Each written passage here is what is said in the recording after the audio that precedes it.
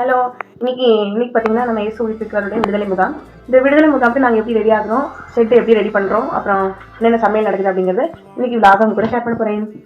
Okay, விளாக்ல கடந்து போகலாமா? இன்னைக்கு என்ன பண்ணிட்டு இருக்கீங்க? விடுதலை முகாமுக்காக சமையல் செஞ்சுட்டு இருக்கிறோம். சரி, இன்னைக்கு என்ன சமையல்? பருப்பு சாம்பார், காய்கறிலாம் தனியாக வேக வச்சு, பருப்பு தனியாக வேக வச்சு, பருப்பு சவுச்சவு வெள்ளைப்பூடு வெங்காயம் போட்டு சாம்பார் போட்டு அதை அப்படியே காய்கறி போட்டு வேக வச்சுக்கணும்.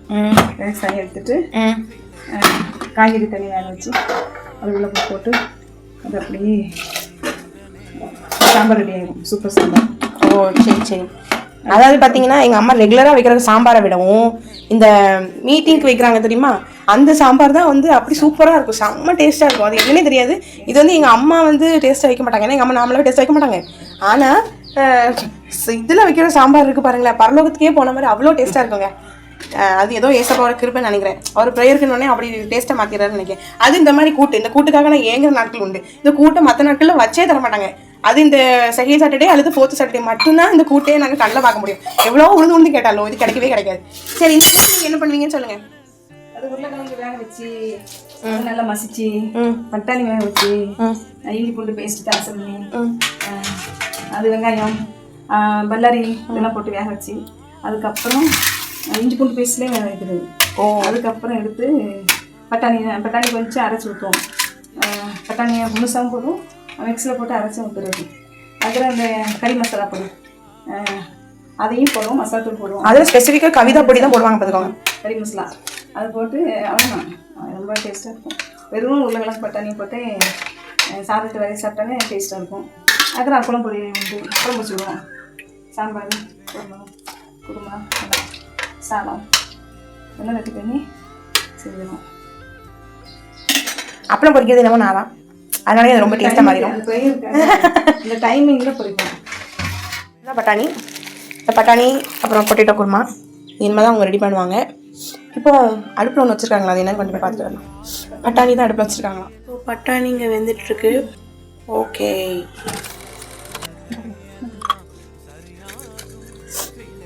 இனிமேல் தான் அந்த காய்கறிகள்லாம் வெட்டணுமா? இனிமேல் தான் வெட்டணுமா? இப்போ பார்த்தீங்கன்னா காய்கறிகள் இங்கே வெட்டப்படுகிறது.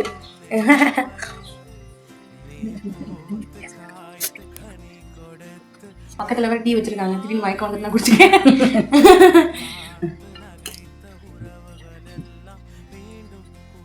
சரி, இந்த காய்கறிலாம் வெட்டி தனியாக வேக போடணுமா? எல்லா காய்கறியும் வெட்டி சரி.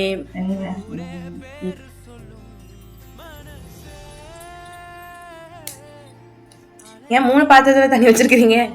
அது வேக போட்ட தண்ணி. ஓ சரி. சும்மா கழுவிட்டு இன்னொரு தண்ணியில் கழுவிட்டு. இப்போ நீங்கள் இந்த வெட்டுறதெல்லாம் எதுக்காக விட்டுறீங்க? சாம்பாருக்காக. சாம்பாருக்காக தனியாக காய்கறி வேக வைக்கணும். இதில் சாம்பார் பொடி போட்டு வேக வச்சு. நீங்கள் எப்படி ஃபீல் பண்ணுறீங்க இப்போ இயேசு உயிர்ப்பிக்கிறவருடைய மீட்டிங்காக சமைக்கிறதுனால உங்களுக்கு எப்படி ஃபீல் ஆகுது? சந்தோஷமாக இருக்கும். ஏன்னா ஏசப்பா நாங்கள் வர்ற ஜனங்களுக்கு இது தரிசனம். அதாவது எனக்கு வந்து ஃபஸ்ட்டு மீட்டிங் நடக்குதுன்னு சொல்லும்போது பருப்பு அளக்குற மாதிரி சாப்பாடு போடுற மாதிரி தரிசனம் கட்டினது. என்ன வைக்கணுங்கிறதே கற்று சொன்னது தான். எத்தனை பேர் வருவாங்கன்னே தெரியாது, எப்படி நான் சமைப்பேன் சொல்லி தான் கேட்பேன். திடீர்னு அளவுலாம் சொல்லிடுவார், இவ்வளோ பருப்பு போட இவ்வளோ இது செய்யும் அப்படின்னு. இப்போ ரொம்ப கூட்டம் இடையில வந்துட்டு சாதம் காணலை அப்படின்னா திரும்ப வந்து ஆள் தெரியுங்களா, நமக்கு கூட நடக்கும்போது நம்ம இவ்வளோ பேர் செஞ்சுருக்கேன், இவ்வளோ பேர் வந்துட்டாங்கன்னா அப்போ ஒரு சிஸ்டர் உண்டு, அவங்க வந்து இடையில வந்து சாதம் வச்சு ரெடி பண்ண சொல்லிடுவேன். ஆனால் ஒரு ரசம், ஆனால் தயிர் அப்படிலாம் ரெடி பண்ணுவோம்.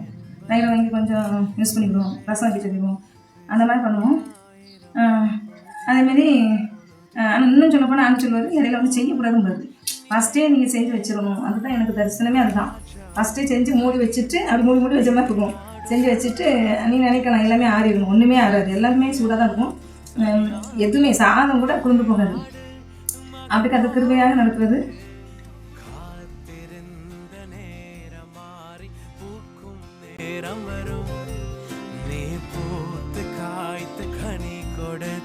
வாழ்க்கை மாறிவிடும், உன்னை பார்த்து நகைத்த உறவுகள் எல்லாம் மீண்டும் கூட வரும். நீ நீதியின் வாழ்க்கை வாழ்ந்தவன் என்று ஊரே பேரு சொல்லி உள்ள போட்டாச்சு. கூட சாம்பார் பொடி உள்ள போட்டிருக்காங்க. மொத்தம் 6 பாக்கெட் சாம்பார் பொடியா? பருப்புக்கு தனியாக, காய்கறி தனியாக, தாளிச்சதுக்கு தனியாக. திரும்ப தாளிசத்தில் ஒரு 2 பேக்கெட் போட்டு தாளிச்சு. ஓகே, இது நல்லா வெந்த பிறகு ரெண்டையும் மிக்ஸ் பண்ணுவாங்கன்னு சொன்னேன்ல. அப்போ நம்ம எங்கே இருக்குன்னு பார்த்தீங்கன்னா ஷெட்டில் இருக்கிறோம். ஷெட்டு இப்படி தான் இருக்கும். இந்த ஷெட்டை தான் நம்ம ஸ்க்ரீனு, இந்த ஸ்க்ரீனு, அதுக்கப்புறம் இதெல்லாம் போட்டு அப்புறம் தூத்து இதெல்லாம் கெட்டி இப்போ ஒழுங்குபடுத்த போகிறோம்.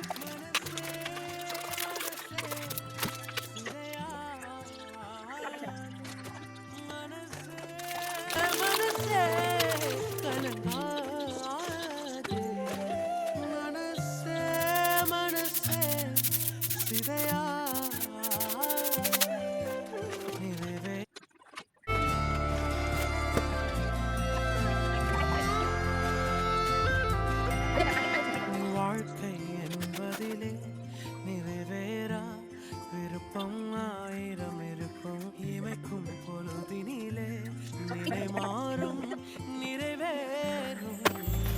ராஜாவின் மடியில் விளையாடும் அழகு செல்ல பிள்ளை எல்லாம் சரியாகும். விளையாடு மகிழ்வோடு காத்திருந்த நேரம் மாறி பூக்கும் நேரம் வரும். நீ பூத்து காய்த்து கனி கொடுத்து வாழ்க்கை மாறிவிடும். உன்னை பார்த்து நகைத்த உறவுகள் எல்லாம் பார்த்தீங்கன்னா சாம்பார் இந்த நிலைமைக்கு வந்துட்டு சாம்பார் ரெடி ஆகி கொண்டு இருக்கிறது. பக்கத்தில் கூட்டு ரெடி ஆகி முடிந்தது. Food finish. நான் சொன்னேன் பார்த்தீங்களா, பார்க்கவே நல்லா இருக்கல. சாப்பிடும்போது கட்டுறேன் உங்களுக்கு ரேட் இருக்கு. ஓகே.